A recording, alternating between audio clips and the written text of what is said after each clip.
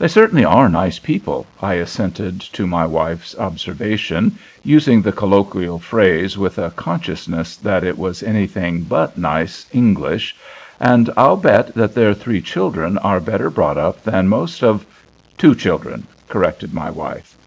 "3, he told me." "My dear, she said there were 2." "He said 3." "You've simply forgotten. I'm sure she told me they only had 2, a boy and a girl." "Well, I didn't enter into particulars." "No, dear, and you couldn't have understood him. 2 children." "All right," I said, but I did not think it was all right. As a near-sighted man learns by enforced observation to recognize persons at a distance when the face is not visible to the normal eye, so the man with a bad memory learns, almost unconsciously, to listen carefully and report accurately. My memory is bad, but I had not had time to forget that Mr. Brewster Brede had told me that afternoon that he had 3 children, at present left in the care of his mother-in-law, while he and Mrs. Brede took their summer vacation. "2 children," repeated my wife, "and they are staying with his Aunt Jenny." "He told me with his mother-in-law," I put in. My wife looked at me with a serious expression. Men may not remember much of what they are told about children, but any man knows the difference between an aunt and a mother-in-law. "But don't you think they're nice people?" asked my wife. "Oh, certainly," I replied, "only they seem to be a little mixed up about their children." "That isn't a nice thing to say," returned my wife. I could not deny it. And yet, the next morning, when the Bredes came down and seated themselves opposite us at table, beaming and smiling in their natural, pleasant, well-bred fashion, I knew, to a social certainty, that they were nice people. He was a nice-looking fellow in his neat tennis flannels, slim, graceful, 28 or 30 years old, with a Frenchy pointed beard. She was nice in all her pretty clothes, and she herself was pretty with that type of prettiness which outwears most other types, the prettiness that lies in a rounded figure, a dusky skin, plump, rosy cheeks, white teeth, and black eyes. She might have been 25. You guessed that she was prettier than she was at 20, and that she would be prettier still at 40. And nice people were all we wanted to make us happy in Mr. Jacobus's summer boarding-house on top of Orange Mountain. For a week we had come down to breakfast each morning, wondering why we wasted the precious days of idleness with the company gathered around the Jacobus board. What joy of human companionship was to be had out of Mrs. Tabb and Miss Hoogencamp, the 2 middle-aged gossips from Scranton, Pennsylvania, out of Mr. and Mrs. Biggle, an indurated head bookkeeper and his prim and censorious wife, out of old Major Halkett, a retired businessman, who, having once sold a few shares on commissions, wrote for circulars of every stock company that was started, and tried to induce every one to invest who would listen to him. We looked around at those dull faces, the truthful indices of mean and barren minds, and decided that we would leave that morning. Then we ate Mrs. Jacobus's biscuit, light as Aurora's cloudlets, drank her honest coffee, inhaled the perfume of the late azaleas with which she decked her table, and decided to postpone our departure one more day. And then we wandered out to take our morning glance at what we called our view, and it seemed to us as if Tabb and Hoogencamp and Halkett and the Biggleses could not drive us away in a year.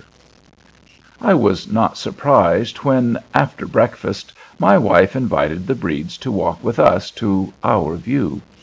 The Hoogencamp, Biggle, Tabb, Halkett contingent never stirred off Jacobus's veranda, but we both felt that the Bredes would not profane that sacred scene.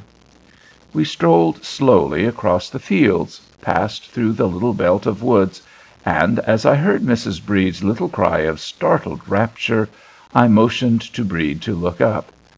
"By Jove!" he cried. "Heavenly!" We looked off from the brow of the mountain over 15 miles of billowing green to where, far across a far stretch of pale blue, lay a dim purple line that we knew was Staten Island. Towns and villages lay before us and under us. There were ridges and hills, uplands and lowlands, woods and plains, all massed and mingled in that great silent sea of sunlit green. For silent it was to us, standing in the silence of a high place, silent with a Sunday stillness that made us listen, without taking thought, for the sound of bells coming up from the spires that rose above the treetops that lay as far beneath us as the light clouds were above us, that dropped great shadows upon our heads and faint specks of shade upon the broad sweep of land at the mountain's foot. "And so that is your view?"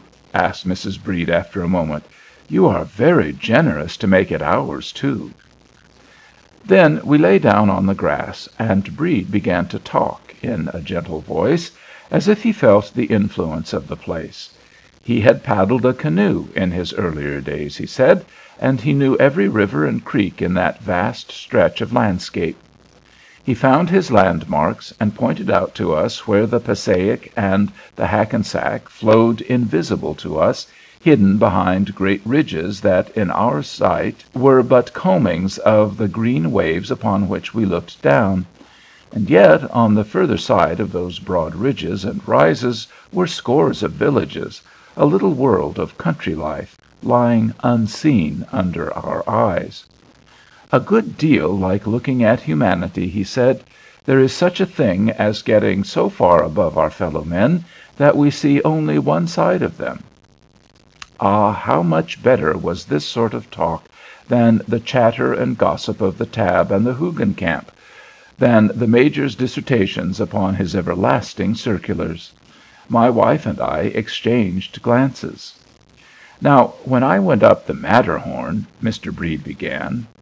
"Why, dear," interrupted his wife, "I didn't know you ever went up the Matterhorn." It was 5 years ago," said Mr. Brede hurriedly. I didn't tell you. When I was on the other side, you know. It was rather dangerous. Well, as I was saying, it didn't look at all like this." A cloud floated overhead, throwing its great shadow over the field where we lay. The shadow passed over the mountain's brow and reappeared far below, a rapidly decreasing blot, flying eastward over the golden green. My wife and I exchanged glances once more. Somehow the shadow lingered over us all. As we went home, the Bredes went side by side along the narrow path, and my wife and I walked together. "Should you think," she asked me, "that a man would climb the Matterhorn the very first year he was married?" "I don't know, my dear," I answered evasively. "This isn't the first year I have been married, not by a good many, and I wouldn't climb it for a farm." "You know what I mean," she said. I did. When we reached the boarding-house, Mr. Jacobus took me aside. "You know," he began his discourse, "my wife, she used to live in New York." I didn't know, but I said yes. "She says the numbers on the streets runs criss-cross like. 34's on one side of the street and 35 on t'other. How's that?" "That is the invariable rule, I believe." "Then," I say, "these here new folks that you and your wife seem so mighty taken up with, do you know anything about 'em?" "I know nothing about the character of your boarders, Mr. Jacobus," I replied, conscious of some irritability. "If I choose to associate with any of them—" "Just so," broke in Jacobus. "I hain't nothing to say against your sociability, but do you know them?" "Why, certainly not," I replied. "Well, that was all I was asking you. You see, when he come here to take the rooms—you wasn't here then—he told my wife that he lived at number 34 in his street. And yesterday she told her that they lived at number 35. He said he lived in an apartment house. Now, there can't be no apartment house on two sides of the same street, can they?" "What street was it?" I inquired wearily. "121st Street." "Maybe," I replied still more wearily. "That's Harlem. Nobody knows what people will do in Harlem." I went up to my wife's room. "Don't you think it's queer?" she asked me. "I think we'll have to talk with that young man to-night," I said, "and see if he can give some account of himself." "But, my dear," my wife said gravely, "she doesn't know whether they've had the measles or not." "Why, great Scott!" I exclaimed, "they must have had them when they were children." "Please don't be stupid," said my wife. "I meant their children." After dinner that night, or rather after supper, for we had dinner in the middle of the day at Jacobus's, I walked down the long veranda to ask Brede, who was placidly smoking at the other end, to accompany me on a twilight stroll. Halfway down I met Major Halkit. "That friend of yours," he said, indicating the unconscious figure at the further end of the house, "seems to be a queer sort of a dick. He told me that he was out of business, and just looking round for a chance to invest his capital, and I've been telling him what an everlasting big show he had to take stock in the Capitoline Trust Company. It starts next month. 4 million capital. I told you all about it. 'Oh, well,' he said, 'let's wait and think about it.' 'Wait,' says I. 'The Capitoline Trust Company won't wait for you, my boy. This is letting you in on the ground floor,' says I, 'and it's now or never.' 'Oh, let it wait,' says he. 'I don't know what's into the man.'" "I don't know how well he knows his own business, Major," I said as I started again for Brede's end of the veranda. But I was troubled none the less. The Major could not have influenced the sale of 1 share of stock in the Capitoline Company, but that stock was a great investment, a rare chance for a purchaser with a few $1,000s. Perhaps it was no more remarkable that Brede should not invest than that I should not, and yet it seemed to add one circumstance more to the other suspicious circumstances. When I went upstairs that evening, I found my wife putting her hair to bed. I don't know how I can better describe an operation familiar to every married man. I waited until the last tress was coiled up, and then I spoke. "I've talked with Brede," I said, "and I didn't have to catechize him. He seemed to feel that some sort of explanation was looked for, and he was very outspoken. You were right about the children. That is, I must have misunderstood him. There are only 2. But the Matterhorn episode was simple enough. He didn't realize how dangerous it was until he had got so far into it that he couldn't back out. And he didn't tell her, because he'd left her here, you see, and under the circumstances—" "Left her here!" cried my wife. "I've been sitting with her the whole afternoon, sewing, and she told me that he left her at Geneva, and came back and took her to Basel, and the baby was born there. Now I'm sure, dear, because I asked her." "Perhaps I was mistaken when I thought he said she was on this side of the water," I suggested with bitter, biting irony. "You poor dear, did I abuse you?" said my wife. "But do you know, Mrs. Tabb said that she didn't know how many lumps of sugar he took in his coffee. Now that seems queer, doesn't it?" It did. It was a small thing, but it looked queer, very queer. The next morning it was clear that war was declared against the Bredes. They came down to breakfast somewhat late, and as soon as they arrived, the Biggleses swooped up the last fragments that remained on their plates, and made a stately march out of the dining-room. Then Miss Hoogencamp arose and departed, leaving a whole fish-ball on her plate. Even as Atlanta might have dropped an apple behind her to tempt her pursuer to check his speed, so Miss Hoogencamp left that fish-ball behind her, and between her maiden self and contamination. We had finished our breakfast, my wife and I, before the Bredes appeared. We talked it over, and agreed that we were glad that we had not been obliged to take sides upon such insufficient testimony. After breakfast, it was the custom of the male half of the Jacobus household to go around the corner of the building and smoke their pipes and cigars where they would not annoy the ladies. We sat under a trellis covered with a grape-vine that had borne no grapes in the memory of man. This vine, however, bore leaves, and these, on that pleasant summer morning, shielded us from two persons who were in earnest conversation in the straggling, half-dead flower garden at the side of the house.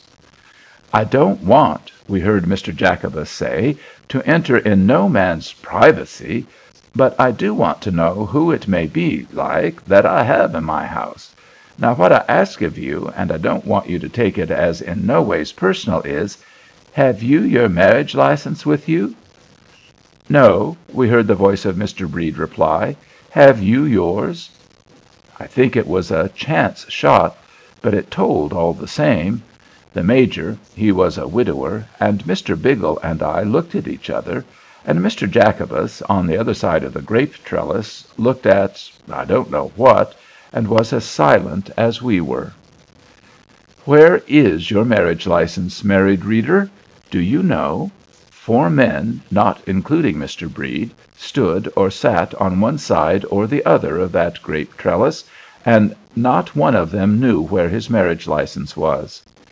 Each of us had had one. The Major had had 3, but where were they? Where is yours? Tucked in your best man's pocket? Deposited in his desk?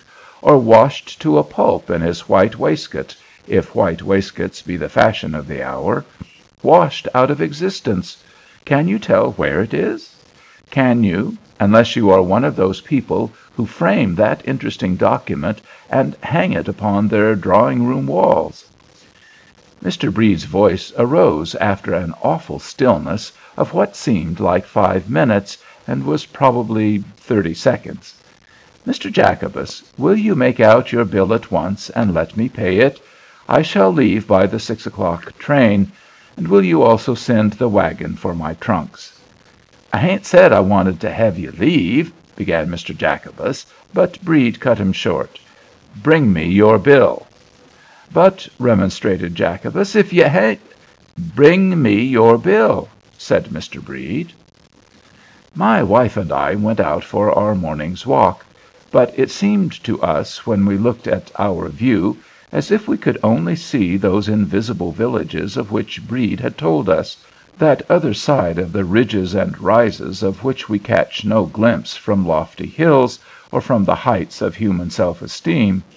We meant to stay out until the Bredes had taken their departure, but we returned just in time to see Pete, the Jacobus darkey, the blacker of boots, the brasher of coats, the general handyman of the house, loading the Brede trunks on the Jacobus wagon. And as we stepped upon the veranda, down came Mrs. Brede, leaning on Mr. Brede's arm, as though she were ill, and it was clear that she had been crying. There were heavy rings around her pretty black eyes. My wife took a step toward her. "Look at that dress, dear," she whispered.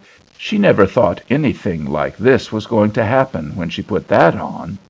It was a pretty, delicate, dainty dress, a graceful, narrow-striped affair. Her hat was trimmed with a narrow-striped silk of the same colors, maroon and white, and in her hand she held a parasol that matched her dress. "She's had a new dress on twice a day," said my wife, "and that's the prettiest yet. Oh, somehow— I'm awfully sorry they're going." But going they were. They moved toward the steps. Mrs. Brede looked toward my wife, and my wife moved toward Mrs. Brede. But the ostracized woman, as though she felt the deep humiliation of her position, turned sharply away and opened her parasol to shield her eyes from the sun. A shower of rice, a half-pound shower of rice, fell down over her pretty hat and her pretty dress, and fell in a spattering circle on the floor, outlining her skirts, and there it lay in a broad, uneven band, bright in the morning sun. Mrs. Brede was in my wife's arms, sobbing as if her young heart would break. "Oh, you poor, dear, silly children!" my wife cried, as Mrs. Brede sobbed on her shoulder. "Why didn't you tell us?" "We didn't want to be taken for a bridal couple," sobbed Mrs. Brede, "and we didn't dream that awful lies we'd have to tell, and all the awful mixed-up mess of it. Oh, dear, dear, dear!" "Pete," commanded Mr. Jacobus, "put back them trunks. These folks stays here's long as they want ter.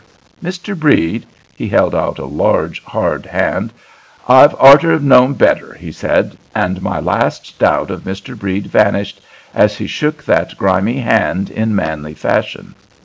The two women were walking off toward our view, each with an arm upon the other's waist, touched by a sudden sisterhood of sympathy.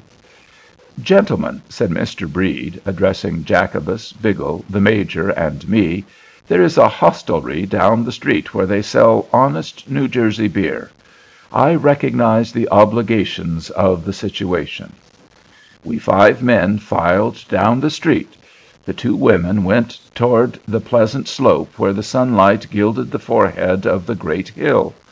On Mr. Jacobus' veranda lay a spattered circle of shining grains of rice. 2 of Mr. Jacobus' pigeons flew down and picked up the shining grains, making grateful noises far down in their throats.